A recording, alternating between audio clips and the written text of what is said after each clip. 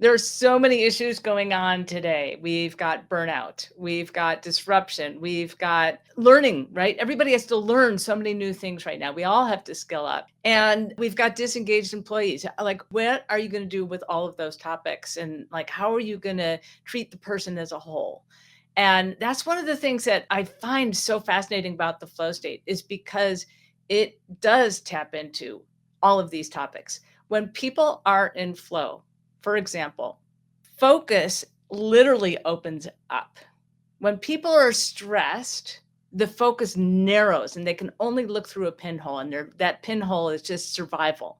But when you're in flow, you broaden your thoughts and you're open to all kinds of new ideas. In a world where 95% of thoughts repeat, when you're in flow, you have new thoughts. On the mental health spectrum, Adam Grant, he wrote an article in the New York Times and gave a TED talk on this very topic. And he talked about the mental health spectrum and how halfway between depression and flourishing, there's this midway point where you're fine, but you're not fine. You're functional, but you can't get motivated. You're just in this state of suspension. And the word for that is languishing. And according to Adam Grant, the antidote to go from languishing to flourishing is to activate your flow state. So the mental health spectrum is another aspect of being in flow. Peak performance. When people are in flow, they achieve personal bests over and over and over again.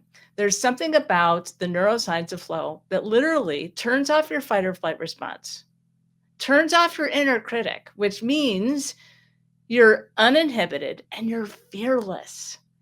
And this is when people experience exceeding what they thought they were capable of. As a violinist, I experienced this over and over and over again. I could practice and practice and practice, but there's something about being on the concert stage where I would always exceed what I thought I was capable of. I would always play better on the stage. And so there's something about being just outside of your comfort zone that pulls the best out in us and activates flow. So these are just like a small peep of a look into, the return on investment on flow state training. And the last thing I want to say about this right now is that we think about flow as for elite performers, as for musicians, right? As for athletes. And the thing is that everybody is wired for flow.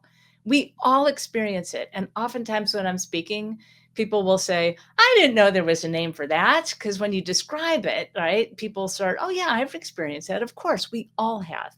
So when you can name it, when you can define it, then you can own it.